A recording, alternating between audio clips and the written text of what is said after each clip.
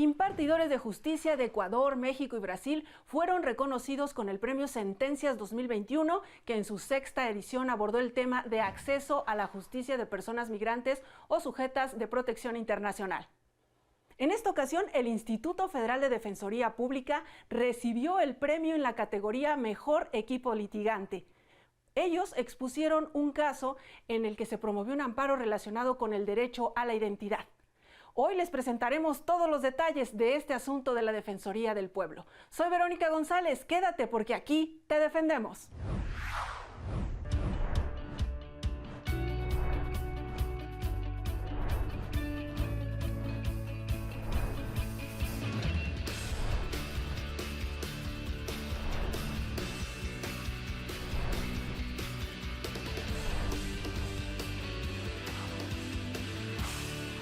Maestra Anel Ortega Moreno, directora de Litigio Estratégico en Derechos Humanos del Instituto Federal de la Defensoría Pública. ¿Cómo te va? Bienvenida. Pues afortunadamente estamos bien. Espero que también te encuentres muy bien. Muchas gracias por la bienvenida. Gracias a ti por aceptar esta invitación. Cuéntanos, ¿quién convoca a este premio Sentencias? ¿Quiénes participan? Claro, justo es importante tener en cuenta que de entrada es una convocatoria regional. Pueden participar o fue abierta para la participación de todos los órganos jurisdiccionales de la región en las Américas. ¿Participan en general quien quiera participar o hay ciertos requisitos que se tengan que presentar o de ciertas categorías? No sé. Muy particularmente está dirigida a órganos jurisdiccionales, pero también a las partes litigantes en los asuntos. Y pasando un poco a lo mejor a los organizadores, creo que también eso es importante destacarlo.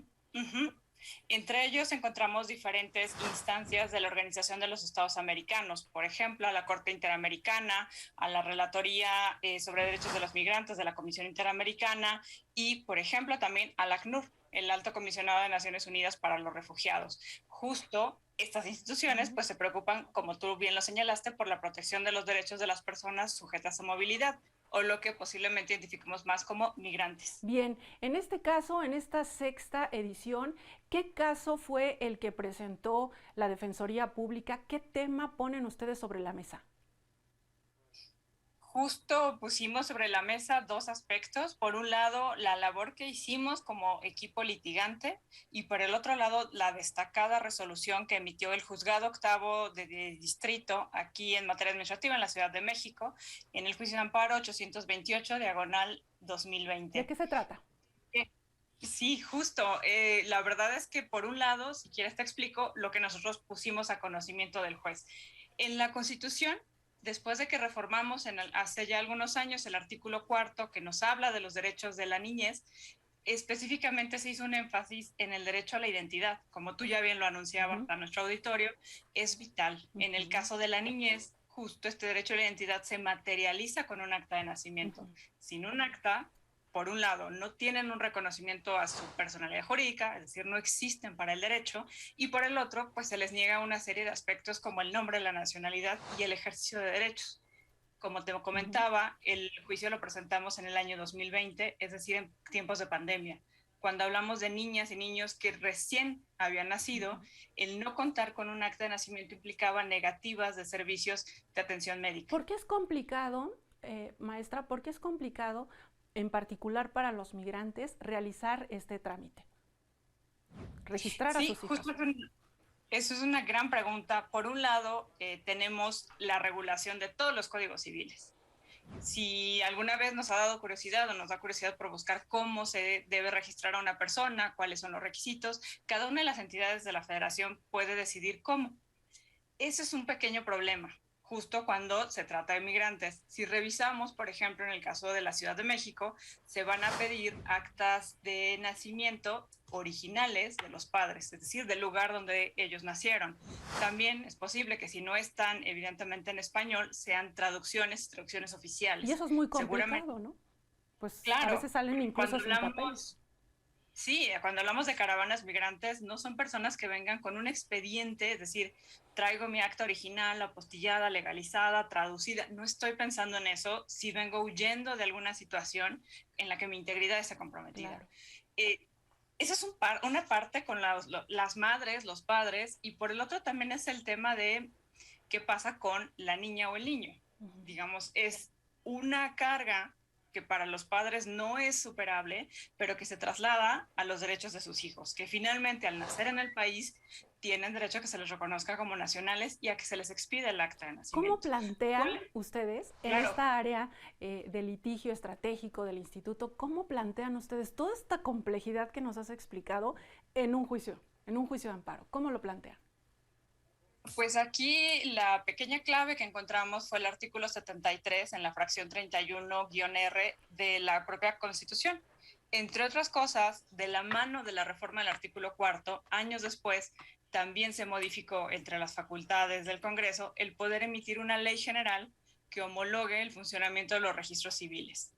Hace muchos años nos dimos cuenta que había ahí un problema y en algún punto cuando se llevaron a cabo esas reformas, justo se puso sobre la mesa el problema de acceso de las personas migrantes por diferentes circunstancias, como estas que acabamos de mencionar, en cuanto a documentación, en cuanto a idioma, porque también tenemos que, no se nos tiene que olvidar la parte del idioma y sobre todo los diferentes enfoques que pueden ser, por ejemplo, accesibilidad por una situación geográfica, accesibilidad como trámite virtual. Es decir, también creo que la pandemia nos hizo darnos cuenta mucho de la importancia de que los formatos no necesariamente sea sí o sí trámites en físico, en una oficina. Claro. Tenemos que adaptarnos. Entonces, ustedes plantean este asunto desde el enfoque de que no existía esta legislación. No existe todavía. Justo ese fue el tema primordial. La Constitución le da esta facultad al Congreso que nunca la ejerció. Y además, al hacerse esa reforma y darle esta nueva facultad para emitir una ley general que homologue y organice todos los registros civiles, eso implica que entonces va a poner un marco general del que después todos los demás tendrán que a lo mejor adaptar sus leyes de registro civil, hacer los cambios necesarios. Sin embargo, como no ocurrió, esto es algo que se denomina un mandato constitucional. Cuando no se cumple, se puede presentar un juicio de amparo por omisión legislativa. Maestra, porque hay justo aquí, hagamos una pausa justo aquí para que al regresar del corte nos expliques un poco de qué se trata una omisión legislativa y bueno, qué es lo que sucedió después de que ustedes presentaron este juicio de amparo. Vamos a la pausa. Claro. Antes, a propósito de este asunto y de los derechos que tienen los migrantes, ¿saben ustedes cuáles son los requisitos para solicitar refugio en México? Entérate en un minuto. Requisitos para solicitar refugio en México. Ser extranjero. Estar en territorio mexicano y manifestar por escrito el deseo de solicitar refugio. El trámite debe ser realizado durante los primeros 30 días hábiles de que la persona ingresó a México. La solicitud de refugio debe ser presentada ante una de las 9 delegaciones de la Comisión Mexicana de Ayuda a Refugiados, COMAR. En las entidades donde no hay oficinas de la COMAR, la solicitud puede ser presentada ante el Instituto Nacional de Migración. No se podrá retener a la persona una vez que haya presentado su solicitud de refugio en el plazo que establece la ley.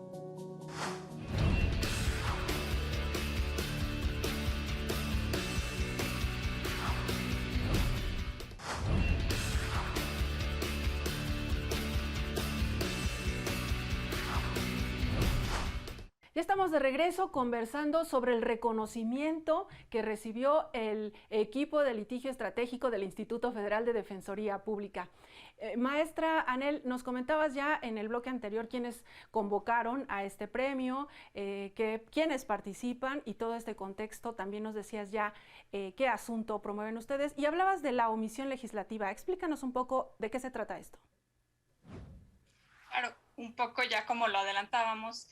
En muy concreto, significa que cuando existe en la Constitución una obligación, en este caso para el Poder Legislativo, de regular una materia en particular o regularla en un marco muy específico, y eso no se cumple, normalmente también debe ser señalado en un periodo, ¿no? Casi siempre, y yo creo que lo podemos ver en las reformas a ciertos derechos fundamentales de la Constitución, casi siempre cuando se requiere un acto legislativo posterior se pone un tiempo.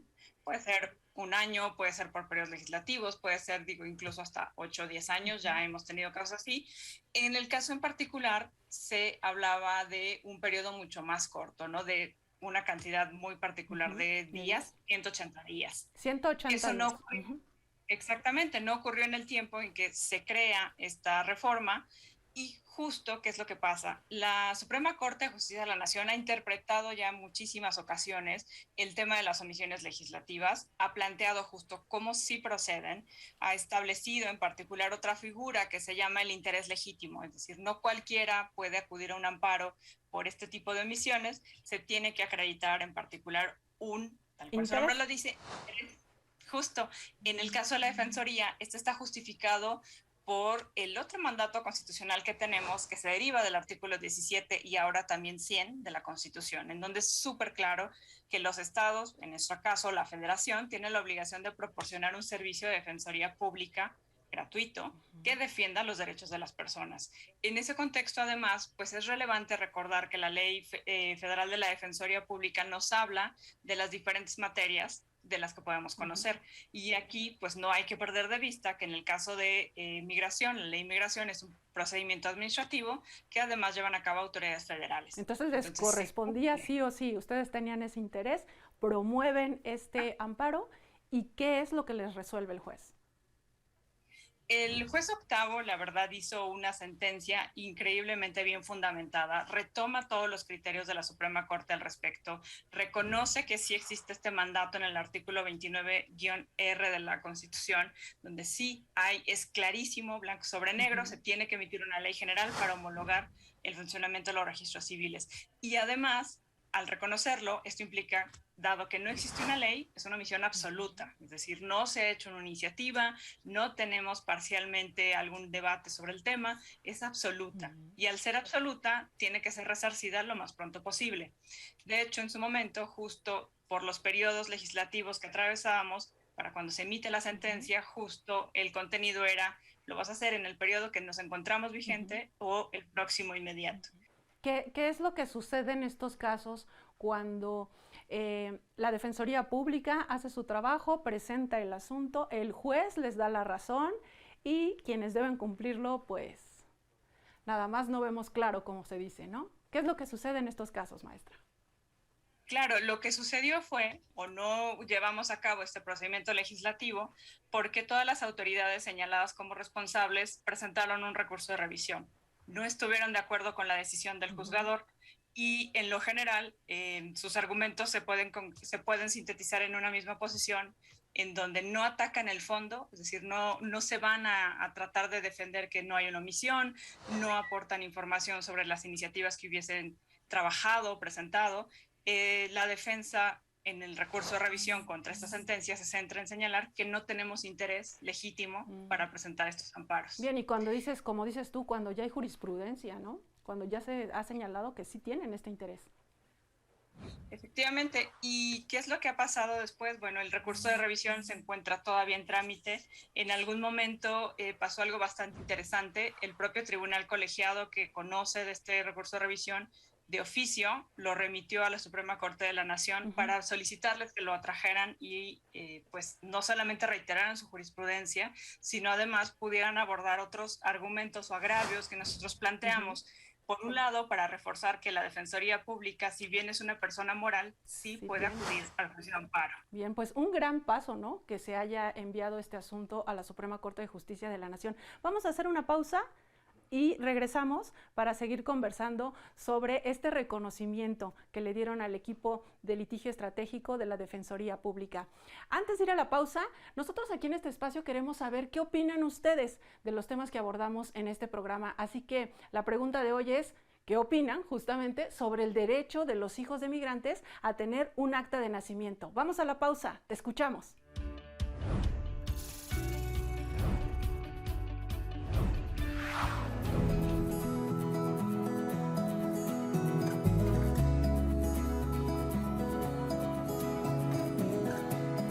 Yo creo que es algo vital para cualquier persona el tener un acta de nacimiento, ya seas un ciudadano mexicano o no, porque para todo trámite en México se requiere de un acta de nacimiento, para tramitar el CURP, el RFC, si yo quiero trabajar también aquí, no importa que sea un niño pequeño, porque incluso para la educación, hablamos de México, donde la educación tratamos de que sea gratuita para todos.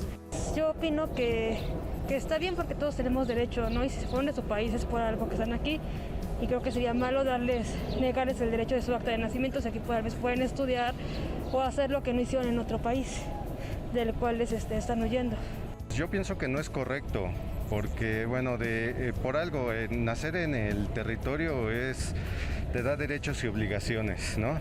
En cambio, si es de alguna manera transitorio o que no estén ligados con un compromiso, así como esas obligaciones, pues tampoco debería de tener ciertos derechos de esas personas. No está mal, o sea, no me rehúso, sin embargo, pues es una opinión que pudiera ser válida. Yo creo que no es como problema, porque pues realmente son personas que están viniendo aquí para buscar oportunidades, para crecer, entonces pues no es como de que les podemos negar algo que pues es derecho para todos. Entonces pues no creo que un acta de nacimiento o una persona más en el país sea como que una diferencia. Sería como de, bueno, si vienes a buscar oportunidades, hacerlo legalmente, no estar, no sé, trabajando en cosas que pues no son. Yo creo que a fin de cuentas sí es algo bueno, algo positivo para esas personas, porque no todos nacemos en las mismas condiciones pues privilegiadas de cierta manera, entonces eso ayuda y de cierta manera pues sí nos hace ver bien a los mexicanos con este espíritu que se conoce de que nosotros normalmente ayudamos al prójimo, a los demás.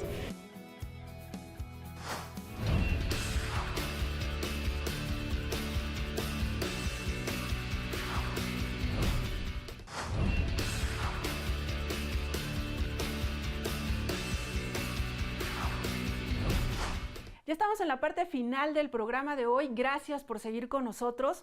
Maestra, una precisión. A ver, entendí. La intención era enviarlo, este asunto por el que reciben el reconocimiento y que se trata de una omisión legislativa que tiene que ver con el derecho de los migrantes a registrar a sus hijos, a que les den un acta de nacimiento, y se pretendía enviar el asunto a la Corte. ¿Pero qué es lo que sucedió? La pretensión sí se llevó a cabo de nuestro lado, tanto como del tribunal colegiado que recibió el amparo en revisión. En el caso de la Defensoría, nosotros presentamos la CEFA 456/2021, pidiéndole a la Suprema Corte que atrajera el asunto por el interés y la relevancia que consideramos presenta. Y asimismo, lo cual no siempre es tan común, el tribunal colegiado de oficio lo mandó con la misma pretensión del interés y la relevancia, y de que la Suprema Corte pudiera reafirmar no solo su jurisprudencia en materia de omisiones legislativas, sino también muy particularmente señalar que la Defensoría Pública Federal sí tiene la capacidad de acudir al amparo a pesar de ser una persona moral oficial. Por ahí hay una serie de criterios encontrados sobre si procede o no el que podamos acudir al amparo, pero justamente el tribunal colegiado insistía en esta parte. Lamentablemente la Suprema Corte no da trámite a nuestra CEFA, evidentemente, pero sí, lo lamentable es que en el caso de la solicitud de resolución de competencia 407/2021, que es la del colegiado, hay una resolución bastante amplia, bastante razonada sobre la Suprema Corte, por lo que no lo va a traer. Justamente su primera opinión es: existen muchos criterios sobre el tema, es posible ya rendir una decisión en la materia en la jurisdicción del tribunal colegiado. Fíjate qué interesante, ¿no? Casi es como decirles, de verdad ahí está la jurisprudencia, a la gente que no quiere cumplir con esta sentencia, ¿no? Exactamente, a pesar de que no lo atrae, sí es muy interesante la resolución porque brinda justamente este reforzamiento, y además hay un voto particular del ministro González Alcántara Carranca en donde señala que, en su opinión, justo sí hay un tema relevante en particular con el interés legítimo de la Defensoría Pública Federal. Bien, entonces parece que importante. La Corte no lo atrae, pero sí les da como la guía, ¿no? Sí les responde, les dice, ahí está toda la jurisprudencia que se ha emitido por parte del máximo tribunal del país. Entonces, ¿qué sucede? Bueno, este asunto, ¿en qué va? Y me gustaría que después nos comentes, pues, cuál es la trascendencia del trabajo que está haciendo la Unidad de Litigio Estratégico. ¿En qué va? Está, después de que se tramitó esta solicitud de reasunción de competencias, se regresó al tribunal recientemente a principios de este año. 2022, está, ¿no? Exactamente. Está en este caso a la espera de que pueda ser listado en el tribunal colegiado para su discusión y eventual resolución. De momento, lo que ha ocurrido es que diferentes organismos y organizaciones de derechos humanos han presentado amicus curiae ante el tribunal, justamente respaldando el interés y la relevancia. ¿Qué es esto de amicus curiae? Básicamente puede ser la traducción de latín al español, tal cual es un amigo de la corte. La intención es poder allegarle tal vez de una opinión o una serie de estándares a los tribunales o juzgados o a la propia Suprema Corte sobre un punto. Es decir, cuando hay una discusión y no estamos muy seguras de qué es lo que hay que decidir, nos ayudan este tipo de escritos que pueden provenir de organismos mucho más especializados, con la intención de arrojarnos luz, de mira, sí hay una solución, es posible, y esto que te plantean hace sentido con el estándar internacional de protección de personas migrantes. Y otro enfoque, ¿no? Más puntos de vista que contribuyan. Se nos está terminando el tiempo, maestra. Me gustaría que le dijeras al auditorio de Justicia TV por qué es importante, pese a que, por ejemplo, para no quedarnos con esta sensación de, bueno, se promueve este amparo, incluso hasta les dan un reconocimiento porque el tema es muy importante, y sin embargo, aún no se hace efectivo o aún no se concreta. ¿Tú qué le dirías a la gente, muy rápidamente, que nos está viendo, sobre la importancia del trabajo que están haciendo ustedes en la unidad de litigio estratégico? Creo que hay que tener en cuenta que los amparos no tienen que promoverse de persona en persona, de un caso en un caso. Justo la visión de los amparos por omisión legislativa o por armonización de las leyes tiene que ver con solucionar un problema de manera más estructural y más global, porque el ir sumando de caso en caso, por un lado, es una carga desproporcionada porque obliga a las personas a judicializar sus asuntos. Habrá quienes por muchas razones no puedan acudir a la justicia, y habrá también soluciones que justamente solo van a beneficiar a esa persona, cuando lo que necesitamos es que beneficien a la máxima cantidad de personas, y sobre todo que no solamente se quede en un lugar o en una entidad, sino que esto ocurra en todo el país. Y eso es justo el trabajo que ustedes están realizando en esta unidad de litigio estratégico.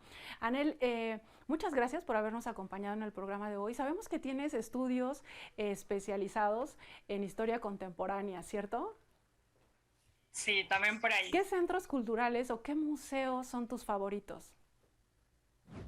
Pues hablando justamente de temas de migración, de la Ciudad de México, siempre me gusta mucho recordar que la ciudad está fundada justamente sobre el contexto de migración. O sea, recordemos que somos producto de una migración milenaria que ocurrió, nos asentamos aquí, y me parece que no hay nada mejor que el Museo de la Ciudad de México para acordarnos de la historia, de los tránsitos y finalmente de esta palpitación constante que es esta ciudad, que no se nos olvide también que heredamos una serie de migraciones, culturas, y pues nada, yo los invito a visitar el Palacio de los Condes de Santiago de Calimaya, que es la sede del museo y que, por cierto, pues ellos también eran extranjeros en su momento. Excelente recomendación, maestra Anel Ortega Moreno. Ahora te invito a que te quedes con nosotros y con el auditorio de Justicia TV. Vamos a conocer más sobre la riqueza cultural de nuestro país. Soy Verónica González. Hasta la próxima. Este lugar pasó de ser un cementerio a un recinto que alberga el acervo de estampa más grande de México. Se trata del Museo Nacional de la Estampa.